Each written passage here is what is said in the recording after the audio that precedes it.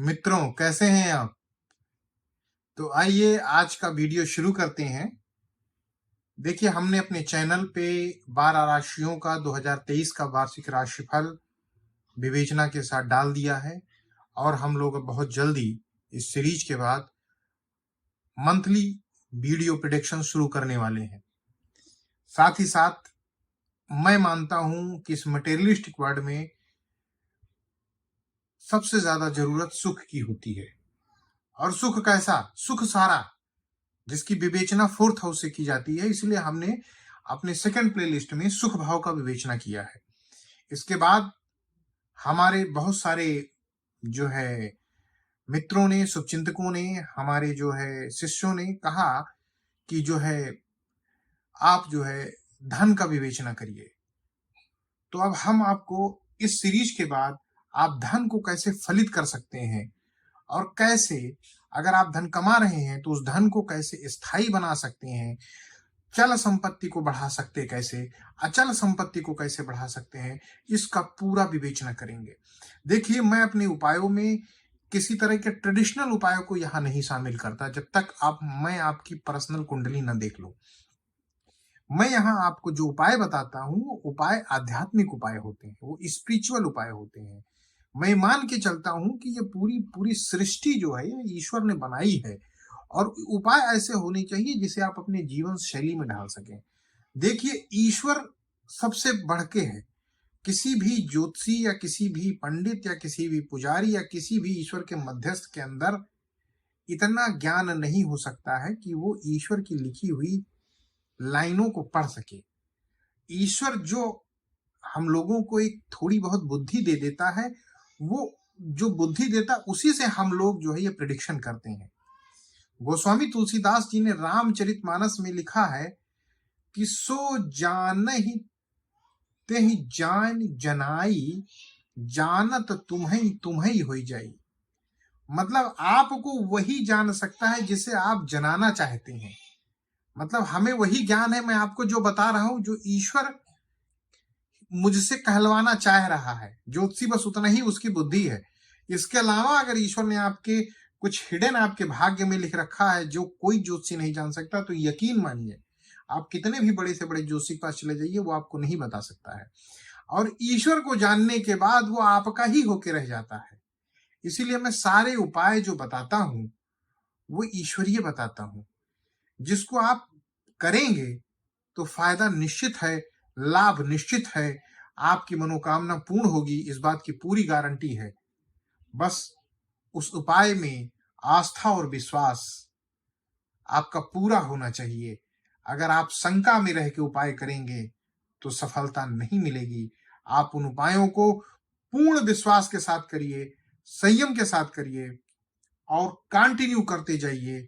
आपका काम बनेगा, इस बात की गारंटी मैं ले सकता हूं। तो चलिए आज का राशिफल शुरू करते हैं। देखिए, आपके सामने कुंडली है। इस कुंडली में एक पीला मैग्नेट रखा हुआ है जहां पे और 9 नंबर लिखा हुआ है। तो अपनी कुंडली देखिए, अगर उसी स्थान पे आपका 9 नंबर लिखा है, ग्रह कोई भी हो सकता है, तो इसका मतलब वो आपका फर्स्ट हाउस है, वो आपका लग्न है, वो आपका असेंडेंट है। अगर आपका लग्न 9 नंबर से शुरू हो रहा है जहां पे पीला मैग्नेट रखा हुआ है, तो ये जानकारी सिर्फ और सिर्फ आपके लिए है।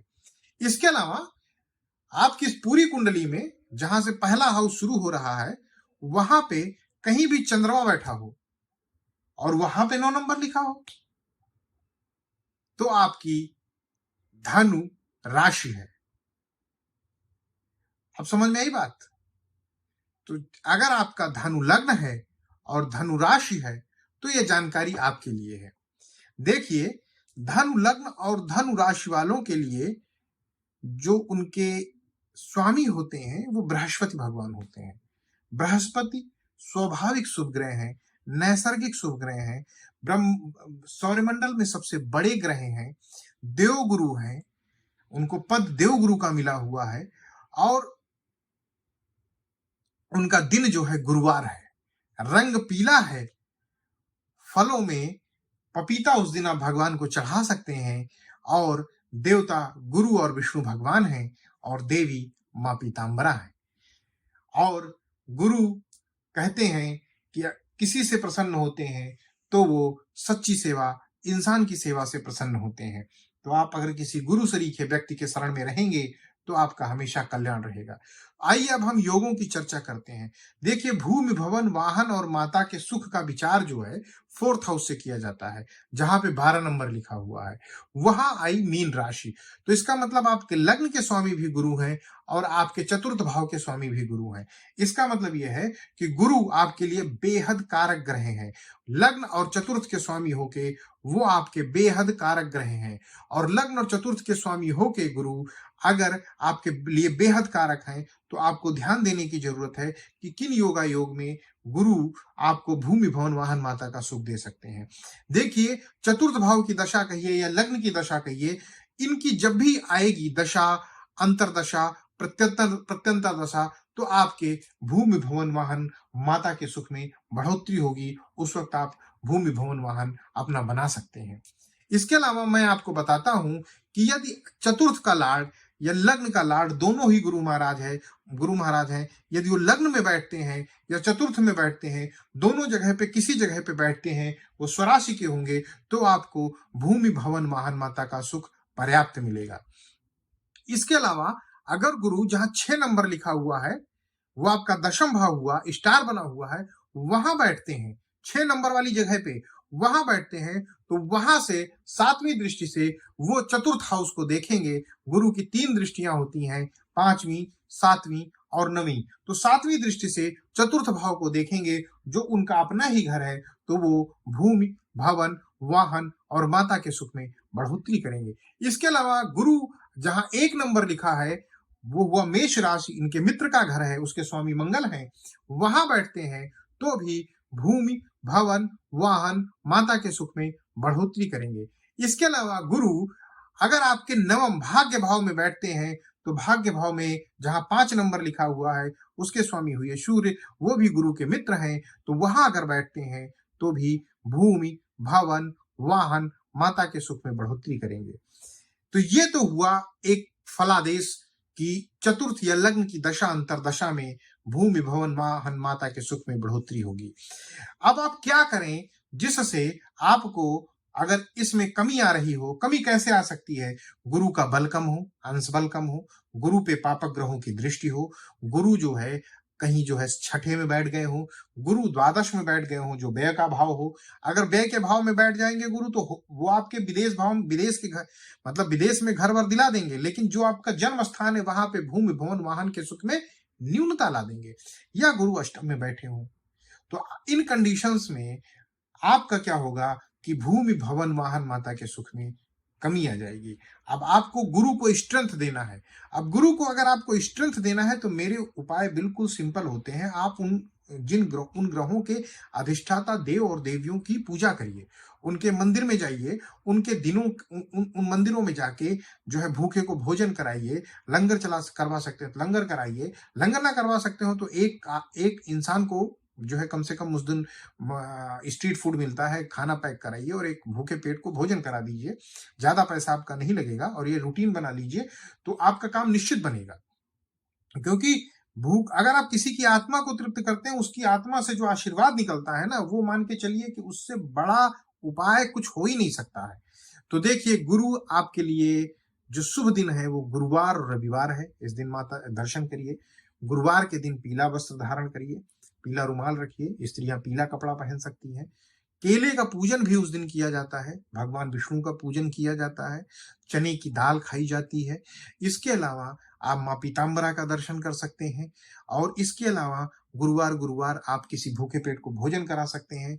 गुरुवार गुरुवार किसी गुरु सरीखे व्यक्ति की शरण में रह सकते हैं, जैसे साईं बाबा, अक्कलकोट स्वामी, गजानन महाराज, तैलंग स्वामी, बाबा कीनाराम, नरिहरदास, तुकाराम, किसी भी गुरु की शरण में रह सकते हैं और जो है और उनका जो है उनकी कथाओं का मनन कर सकते हैं। आप उस दिन जो है गुरुवार के दिन आप कुछ नहीं हो सकता है तो कृष्ण धुन पे जो है भगवान कृष्ण जो है वो भी विष्णु भगवान के अवतार हैं, रामा धुन पे आप कीर्तन कर सकते हैं, मतलब उनका नाम जप सकते हैं, क्योंकि कलयुग केवल नाम आधारा, कलयुग में नाम जप करने का अपना एक अलग महत्व है। अगर ये सब आप काम करते हैं तो यकीन जानिए, आप विश्वास रखिए, विश्वासम फलदायकम, अगर ये सारे उपाय अगर विश्वास के साथ आप करेंगे, आपके भूमि भवन वाहन का सपना जरूर पूरा होगा और उसमें कोई संदेह नहीं है। मन में कोई संशय मत लाइएगा कि मैं आपको कोई टिपिकल उपाय नहीं बता रहा हूँ। टिपिकल उपाय बता दिए जा सकते हैं। वो मान लीजिए सपोज मैं आपको कह दूं, आप शहर में रह रहे हो, मैं कह लूं बहते पानी में ये चीज आपको प्रवाहित करना है। अब आप 30 किलो मिड शहर से निकल के 30 किलोमीटर जाएं शहर से बाहर, वहां नदी जो है, नदियों ये सत्य बात है, नदियों में लोगों ने नाले खोल रखे हैं, फैक्ट्री वालों ने, नदियां नाला बन चुकी है, उसमें क्या उपाय करेंगे?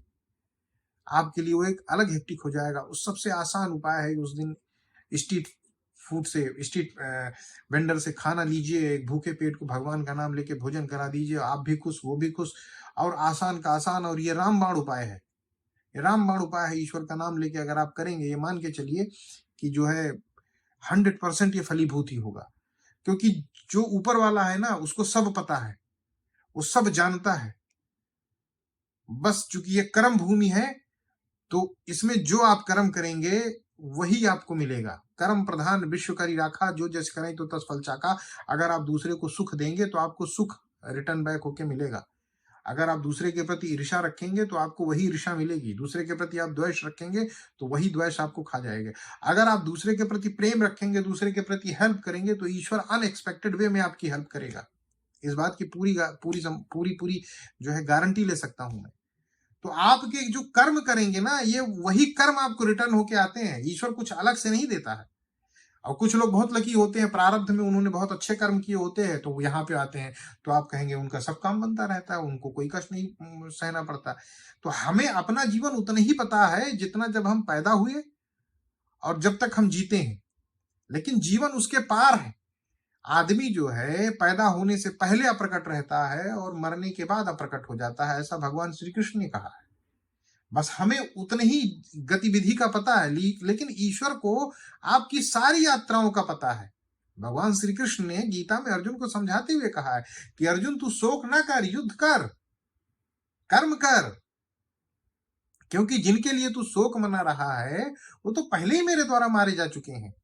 तुझे केवल अपनी इस जीवन यात्रा का बोध है, लेकिन मुझे तो सारी यात्राओं का बोध है। मुझे तो पता है कि ये कब कितने जन्मों से ये आत्मा जो है यहाँ ट्रेवल करती हुई आ रही है। तो ये मान के चलिए आपके शुभ कर्म, और चूंकि गुरु बहुत नैसर्गिक शुभ ग्रह है, तो ये मान के चलिए कि आपके शुभ कर्म आपको बहुत लाभ पहुंचाएंगे, और गुरु महाराज शुभ कर्मों से बहुत प्रसन्न होते हैं, स्पिरिचुअल कर्मों से बहुत प्रसन्न होते हैं। और ये मान के चलिए अगर आप ये कर्म करेंगे तो आपको फायदा निश्चित है, निश्चित ही होगा। और आप ये करिए और हमारे वीडियो को देखते रहिए, हमको लाइक करिए, सब्सक्राइब करिए, कमेंट करिए। यदि आपकी कोई समस्या हो तो उसे भी लिख सकते हैं। मैं जो है किसी वीडियो के अंत में उस समस्या को आपका विवेचन करके आपको जो है उसका हल भी बताऊंगा। तो तब तक के लिए आप जो है हमारे चैनल पे बने रहिए और देखते रहिए, लाइक करिए, सब्सक्राइब करिए। जय श्री राम।